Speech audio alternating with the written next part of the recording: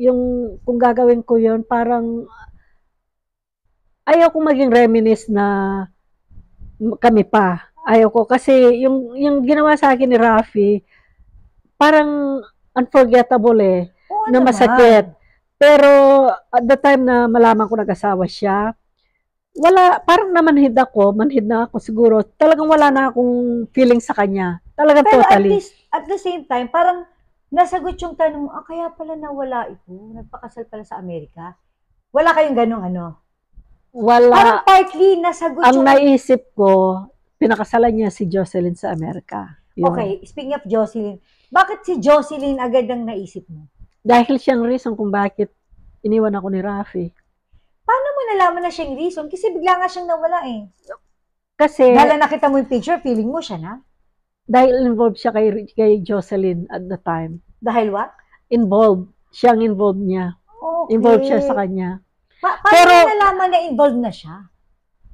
yung boss niya, yung boss ni Rafi, sinabi sa akin, yung babae. At Okay. saka yung DJ. Hindi ba aware si Miss Jocelyn that time na merong asawa tong si Rafi Tulfo?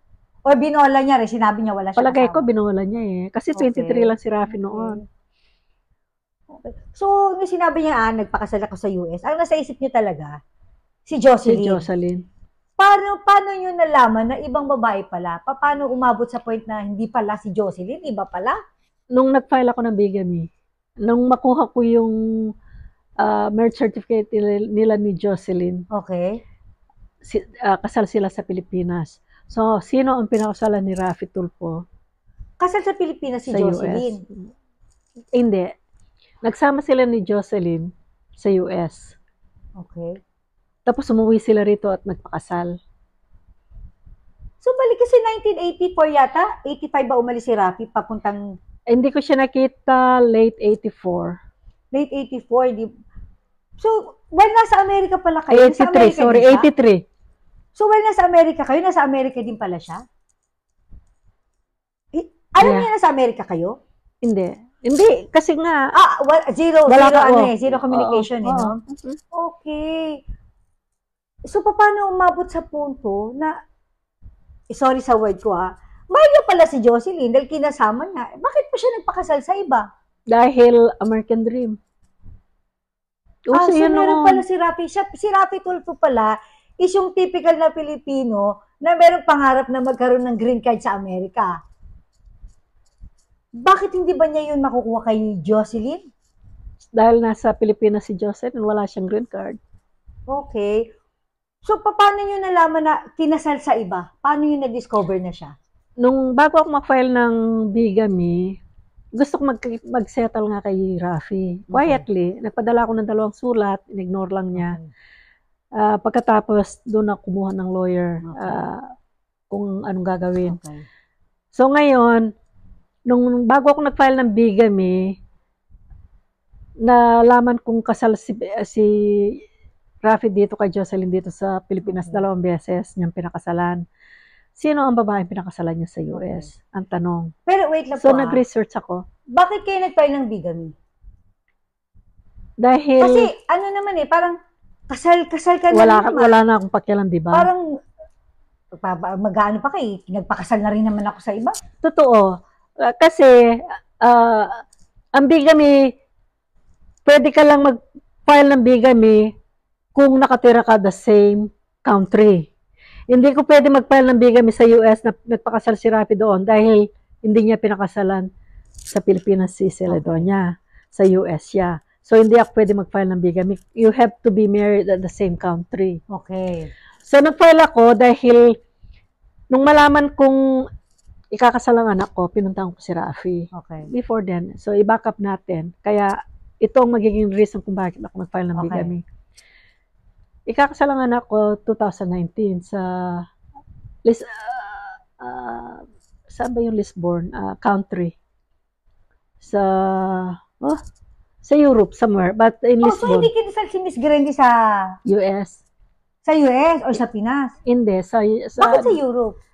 Sorry. Yun ang paborito nilang lugar, yung sa Lisbon. Yun ang paborito nila. Okay. Sana all yung paboritong lugar. Okay. So doon sila nagano. Ngayon, sabi ng anak ko, sabi niya, wag mong sabihin kay Rafi na kakasal ako. Eh, syempre, hindi ako nakinig, di ba? Okay. Pinuntahan ko si Rafi. Kasi kung saan tulungan niya yung anak niya for the Okay. first Okay. time. So, pumunta ako doon, ayaw akong papasukin. Pero wait lang po Bakit ayaw ni Miss Grandy na sabihin sa tatay niya na ikakasal siya? Eh samantalang siya ngayon gustong makita yung tatay niya. Parang nagkita-kita pa sila before.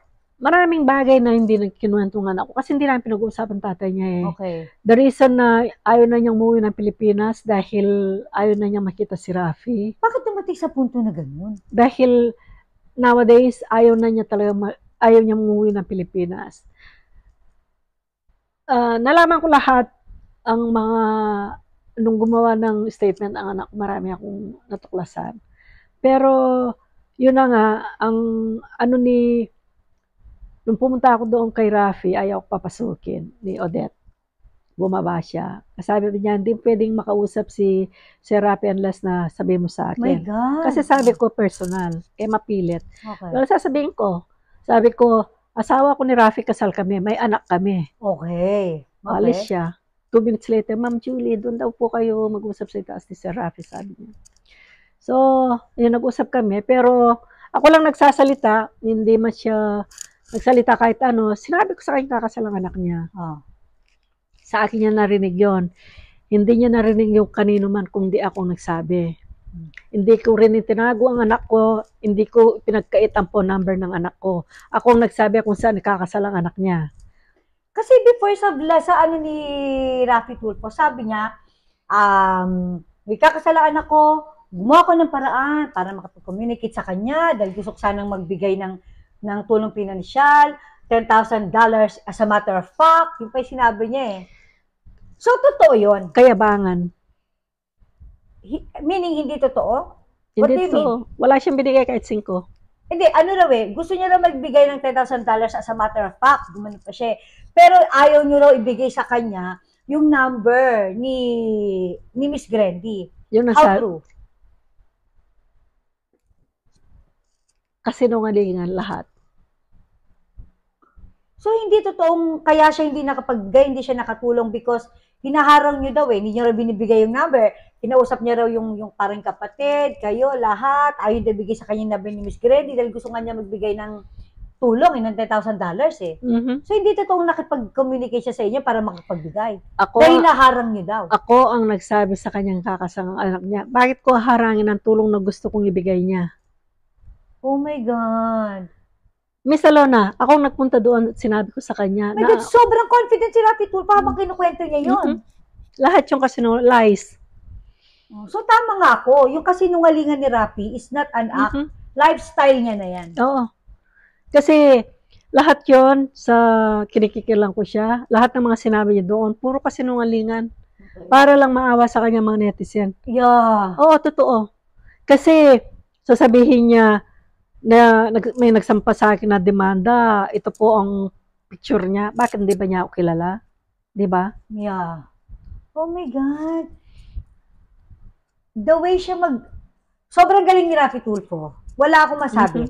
Sobrang siyang magaling. Kung hindi mo siya kilala, idolin mo talaga siya. Maawa ka, biktima siya, magaling siya, mabuting tao. Di ba sabi niya siyang nag-reach out sa anak ko? Hindi, ang anak ko nag-reach out sa kanya. At sabi niya, nabigay siya ng tulong, suporta, regalo. Kahit 5 duling, walang binigay si Rafi. Ayan ang Diyos. So, hindi totoo? Kasi sabi niya, nag-reach out ako sa anak ko, nagbigay ako ng regalo, ng tulong, mga ganyan. So, hindi totoo? Kahit 5. Meaning to say na nakikita na sila ni Miss Grandy, hindi niya nabibigyan, Bibigyan daughter, this is for you, daughter. No, binigyan niya yung anak ko pang shopping. Okay. Para hindi siya may istorbo sa pambababae niya. So, totoo po ba yun? Totoo yun. Nasa statement ng anak ko. Ang anak ko nagsabi noon. Nung time na ilan taon na po ba si Miss Grandy? Nag-start, nakita niya tatay niya, 13 na may babaeng kasama si Rafi. Ginamit niya ginamit niya ang anak ko. May picture sila ni Lisel yung may anak siya. Okay. So, malaki na si Miss Grandy na alam na nga niya. Teenager na siya. Okay. Oh my God. Kaya nung sabihin niya na sa court na bakit daw gagamitin ng anak niya na mambabae siya. Minsan lang narito ang anak niya. At bakit niya gagawin yon? Okay. Pinakita ko mga Dahil picture. pwede naman daw siyang mambabae kahit wala si Pina- Miss Grady. Yung nga, dinideny niya. So, nilabas ko mga picture kasama ang anak ko. Sa babae niya, pati anak niya. Oh my God. So, that time, ano yun, married na siya kay Miss Jocelyn. So, may sakit din sa pambababae pala itong si Yes. Rafi. Yes. Oh, so, ibig sabihin, totoo yung balita na sa kasal nila ni Jocelyn. ni Miss Jocelyn, nagkaroon siya ng anak sa iba.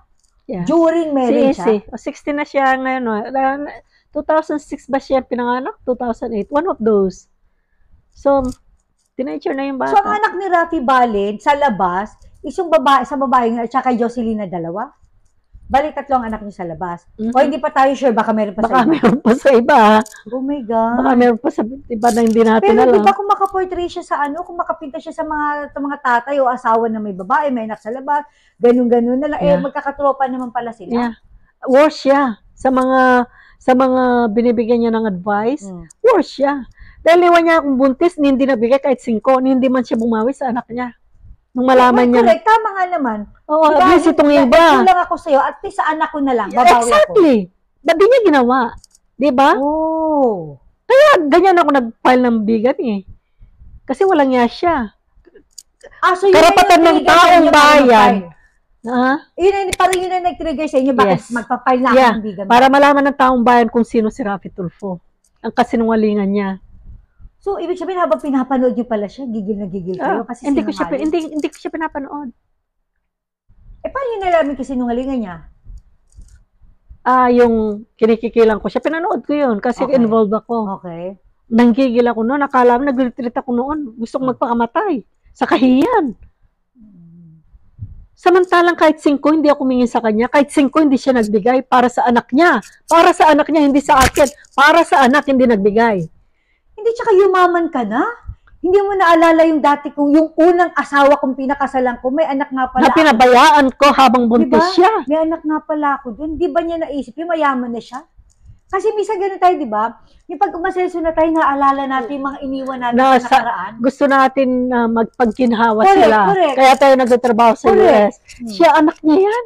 Legal. Kung di sana kabit lang ako, no? Okay. Maintindihan ko kung kabit ako. Pero yung anak niya kay Lisel, may suporta siya. Okay. Wait po nung nalaman yung pinakasalan niya pala si Jocelyn, ano naging initial reaction mo? Tama pala yung ano ko, talagang totoo nga. Parang nainis ako in a way Okay. na she's the reason, after all these years. Okay. Nalaman ko yun yung nangangampanya siya.